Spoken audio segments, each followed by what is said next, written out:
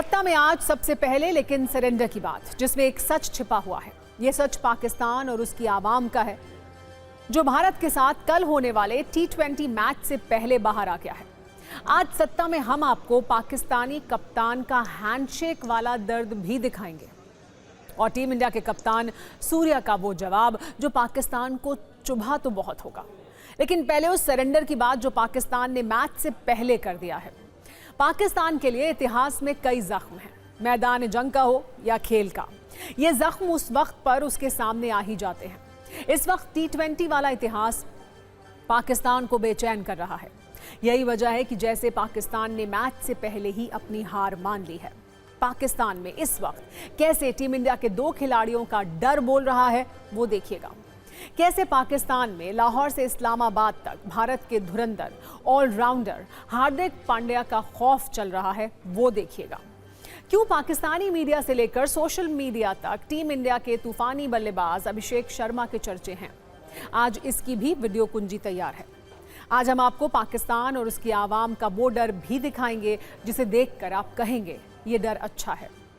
असल में कई दिनों के द ग्रेट पाकिस्तानी ड्रामे के बाद वो घड़ी लोड हो रही है, जब अब से करीब 24 घंटे के बाद कोलंबो के प्रेमदासा स्टेडियम में भारत और पाकिस्तान आमने सामने आने वाले हैं। लेकिन इस मैच से पहले पाकिस्तान में टीम इंडिया के 2 खिलाड़ियों का नाम ट्रेंड कर रहा है। इनमें पहला है अभिषेक शर्मा, जिन्हें लेकर पाकिस्तान की टीम और वहां के पूर्व खिलाड़ियों में जबरदस्त घबराहट है। तो दूसरे हैं हार्दिक पांड्या, जिन्हें लेकर वहां की आवाम में डर का माहौल बना हुआ है। टीम इंडिया T20 में कैसे जीत के विजय रथ पर सवार है, उससे पाकिस्तान की आवाम को नतीजा पहले ही दिखने लगा है। वहां लोगों में मायूसी है, ये निराशा है, भय है कि पाकिस्तान की हार तय है। इस बीच एक और दिलचस्प सवाल है जो पाकिस्तान को तो बेचैन ही कर रहे हैं, लेकिन भारत में भी उन पर बहस हो रही है। क्या पाकिस्तान कल फिर हैंडशेक वाले दर्द से तड़पेगा? क्या कल मैदान पर भारत और पाकिस्तान के खिलाड़ी टॉस और मैच के बाद हाथ मिलाएंगे, या पाकिस्तानी टीम के एशिया कप वाले जख्म एक बार फिर ताज़ा हो जाएंगे? जब पाकिस्तान और PCB ने ICC के सामने वर्ल्ड कप वाला ड्रामा खत्म किया था तो उसने 3 शर्तें रखी थी। एक शर्त थी कि मैच के बाद टीम इंडिया के खिलाड़ी मैदान पर हाथ मिलाएं, लेकिन ऐसा होगा या नहीं ये ICC नहीं बल्कि BCCI को तय करना है। आज पाकिस्तान और टीम इंडिया के कप्तान से इस पर सवाल किया गया, तो सुनिए उन्होंने क्या कहा। ऑपरेशन सिंदूर के बाद वैसे तो ये भारत और पाकिस्तान के बीच चौथा मैच होने वाला है, लेकिन इसे लेकर जो क्रेज है वो जबरदस्त है। इसकी वजह है एशिया कप में पाकिस्तान के खिलाड़ियों की वो हरकत जिस पर बड़ा बवाल हुआ था, जब पाकिस्तान के ओपनर बल्लेबाज साहिबजादा फरहान ने गन सेलिब्रेशन किया था तो हारिस रऊफ ने कुछ आपत्तिजनक इशारे किए थे। हालांकि इसका जवाब टीम इंडिया ने एशिया कप में उसे एक बार नहीं बल्कि 3 बार दिया। इसीलिए लोगों के मन में यह सवाल है कि क्या इस बार भी मैदान पर कुछ ऐसा ही देखने को मिलेगा। हालांकि इस तरहीन हरकत करने में भले ही पाकिस्तान के खिलाड़ी चैंपियन हो, लेकिन खेल के मैदान में टीम इंडिया की ही सत्ता दिखेगी। इसका ऐलान खुद पाकिस्तान से ही हो गया है। सत्ता में हमारी अगली खबर भी पाकिस्तान से ही जुड़ी है। वो पाकिस्तान जहां लोकतंत्र किसी मौसम की तरह बदलता है, जहां सत्ता पर असली कब्जा हमेशा सेना का रहता है। सेना की बात ना मानने पर वहां नेताओं को या तो मौत मिलती है या फिर देश निकाला। अब कुछ ऐसा ही पाकिस्तान के पूर्व प्रधानमंत्री इमरान खान के साथ भी हो सकता है।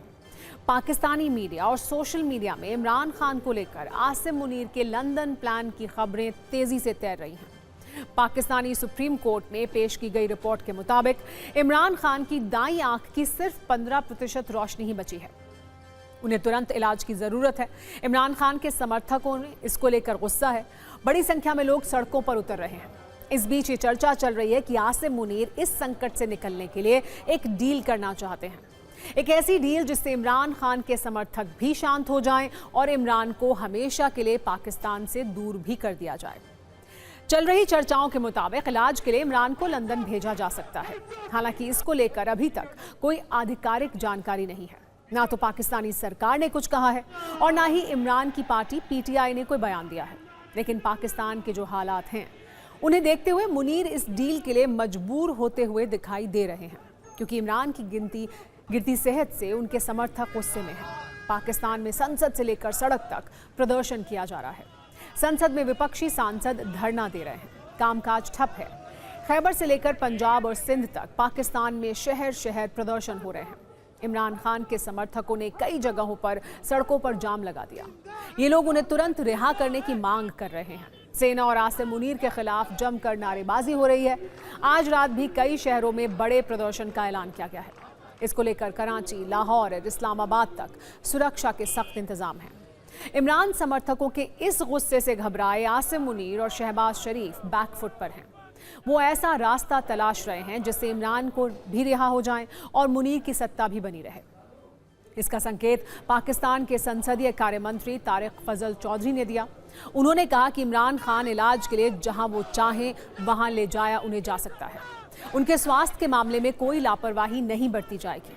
पहले इमरान खान को अल शिफा ट्रस्ट आई हॉस्पिटल इस्लामाबाद में शिफ्ट करने की चर्चा थी, लेकिन इमरान की बहन ने जानकारी दी कि सारे इंतजाम होने के बाद भी ऐसा नहीं किया गया, जिससे चर्चा और तेज हो गई कि कहीं इमरान को इलाज के लिए सीधे लंदन भेजने की तैयारी तो नहीं हो रही है। इससे मुनीर को कई फायदे हैं।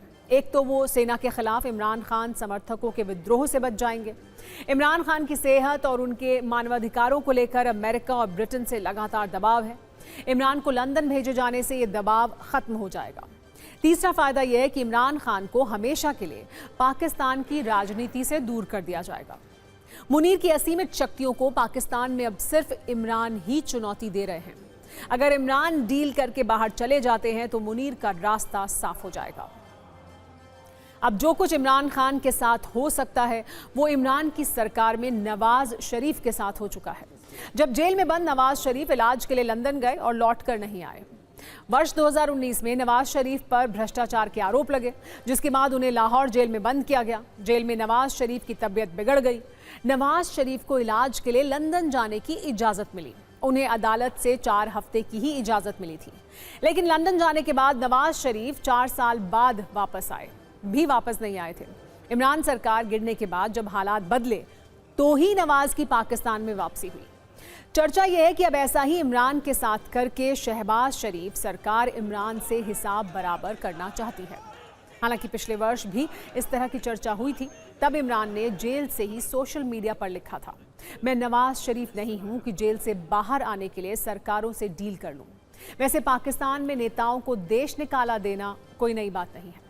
पाकिस्तान की सैन्य तानाशाही वाले इतिहास में ऐसी कई घटनाएं दर्ज हैं, जिसकी शिकार पूर्व प्रधानमंत्री बेनजीर भुट्टो भी हुई।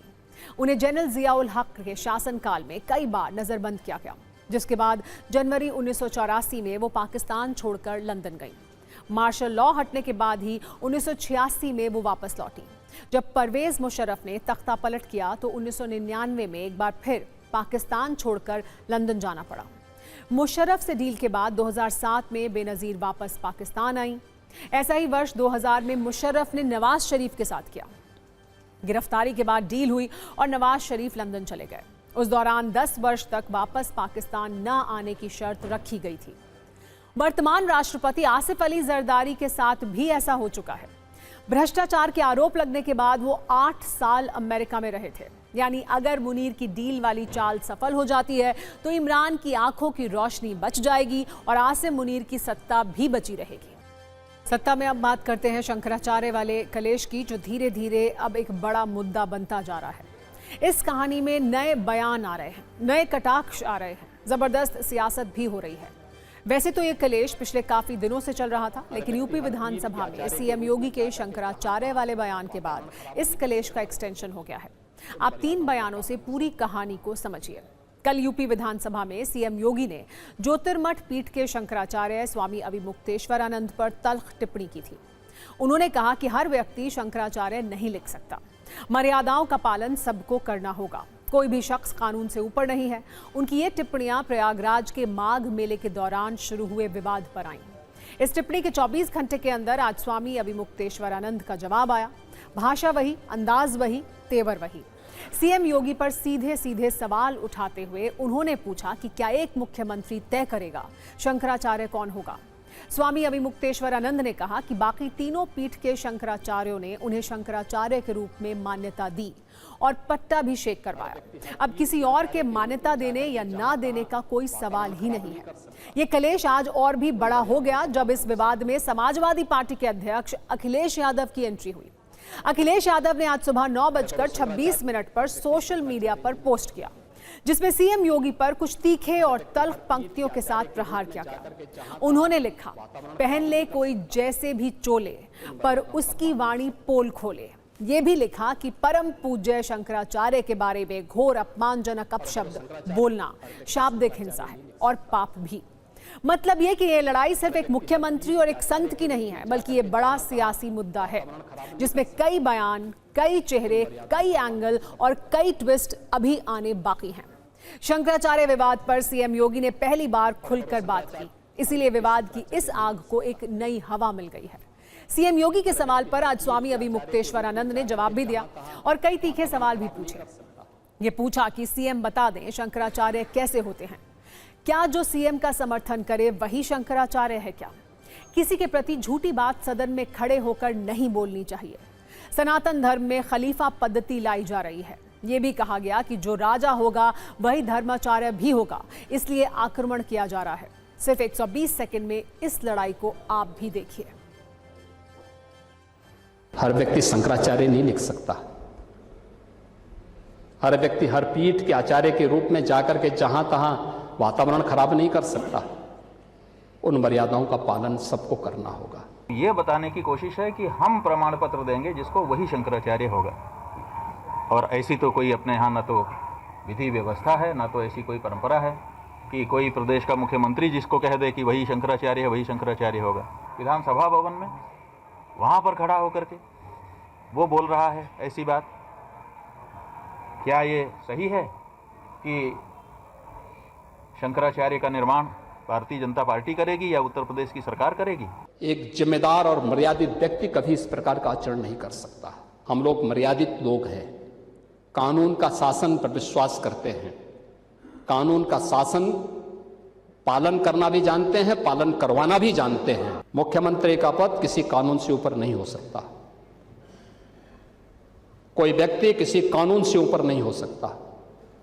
हम भारत के संवैधानिक व्यवस्था से जुड़े हुए लोग हैं। हमारा सवाल इसी पर है कि आदित्यनाथ जी ये बताएं कि कोई भी अपने आप को मुख्यमंत्री नहीं लिख सकता, लेकिन आदित्यनाथ अपने को मुख्यमंत्री लिखेंगे कि नहीं लिखेंगे?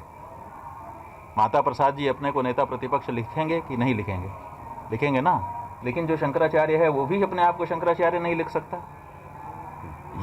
ये उसमें से कहाँ से आप निकाल ले रहे हैं? ये अपने पद का अतिरिक्त गुमान नहीं तो और क्या है? ये एक तरह का अहंकार नहीं तो और क्या है?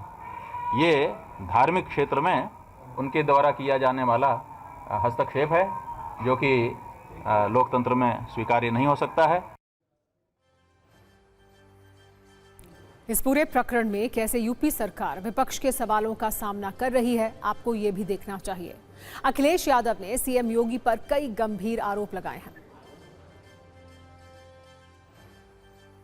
हमारे पूजनीय शंकराचार्य को, जो हमारी पौराणिक परंपरा रही है, जो हमारी सनातनी परंपरा रही है, उस त्रिवेणी को तोड़ा है, जो किसी भी मुख्यमंत्री ने या किसी भी राज्य में इस तरह की परंपरा को, सनातनी परंपरा को किसी ने नहीं तोड़ा। तोड़ा अगर है तो जो नकली योगी हैं, क्योंकि वो सर्टिफिकेट शंकराचार्य जी से मांग रहे थे, तो सर्टिफिकेट वही मांग सकता है जिसके पास अपना खुद का सर्टिफिकेट हो। और अब बात करते हैं पीएम मोदी के असम दौरे की, जिसमें विकास वाली योजनाएं भी हैं और विपक्ष पर प्रहार वाली सियासत भी है। कुछ तस्वीरों के साथ आपको ये बताते हैं कि कैसे असम में चुनावी तैयारी चल रही है। पीएम मोदी का विमान आज सुबह करीब 10 बजे मोरन बाईपास पर बनी ईएलएफ पर उतरा। ये एयर स्ट्रिप सैन्य रणनीति के लिए अहम है। ये इलाका चीन बॉर्डर से सिर्फ 300 किलोमीटर दूर है। ईएलएफ का मतलब है युद्ध और इमरजेंसी जैसे हालात में हवाई जहाज को हाईवे पर ही उतारा जाए और यहीं से उड़ान भरने की व्यवस्था भी हो। पीएम मोदी वायुसेना के एयरक्राफ्ट से असम के हाईवे पर उतरने वाले पहले प्रधानमंत्री बन चुके हैं। खास बात यह रही कि मोरन हाईवे पर पीएम की मौजूदगी में राफेल, सुखोई समेत 16 लड़ाकू विमानों ने एरियल शो किया। इस दौरान विमान हाईवे से ही लैंडिंग और टेक ऑफ करते हुए दिखाई दिए। ये डेमो 30 मिनट तक चला। डिब्रूगढ़ में असम के मुख्यमंत्री हिमंत बिस्वा शर्मा ने पीएम का स्वागत किया। आपको बता दें कि मोरन एयर स्ट्रिप NH 127 के 4.4 किलोमीटर लंबे हिस्से पर बनाई गई है। ये भारत की पहली इमरजेंसी लैंडिंग फैसिलिटी है जो सेना और सिविल विमानों दोनों के लिए इस्तेमाल होगी। इसके बाद पीएम ने ब्रह्मपुत्र नदी पर बने कुमार भास्कर वर्मन सेतु और IIM गुवाहाटी के टेम्पररी कैंपस का उद्घाटन किया। सिर्फ 7 सेकंड में पीएम के दौरे का वीडियो एल्बम देखिए। उसके बाद चुनावी तैयारी और राजनीति की बात भी करेंगे।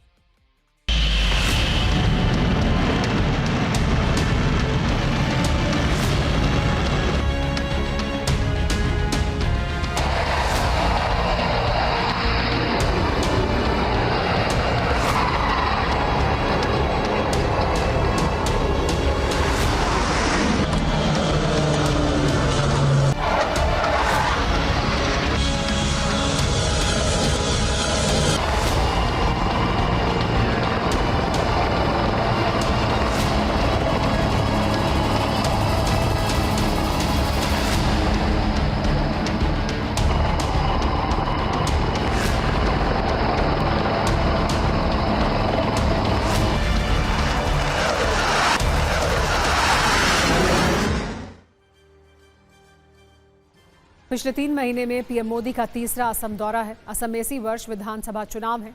2016 से लगातार 2 बार वहां एनडीए की सरकार है। सवाल यही है कि असम की जनता के मन में क्या है। हालांकि सभी पार्टियां चुनावी मोड में हैं। पीएम मोदी भी आज फुल चुनावी मोड में थे। पीएम मोदी ने गुवाहाटी में रोड शो भी किया, जनसभा को संबोधित भी किया। कांग्रेस पर कई आरोप भी लगाए। पीएम मोदी ने कहा कि कांग्रेस के समय असम को पाई पाई के लिए तरसाया जाता था। तब टैक्स के हिस्से के रूप में सिर्फ 10,000 करोड़ रुपए मिलते थे। बीजेपी की सरकार में 5 गुना ज्यादा मिल रहे हैं। बीजेपी सरकार ने 10 साल में ब्रह्मपुत्र पर 5 बड़े पुल बनाए। कांग्रेस की 70 साल की सत्ता में 3 पुल बने। कांग्रेस ने असम को समस्या दी और हमने समाधान दिए। पिछले 12 साल में जब भी कोई नई शुरुआत हुई तो उसका फायदा नॉर्थ ईस्ट को मिला। वंदे भारत शुरू हुई तो असम नॉर्थ ईस्ट कनेक्ट हो गया। स्लीपर वंदे भारत भी असम से ही शुरू हुई है।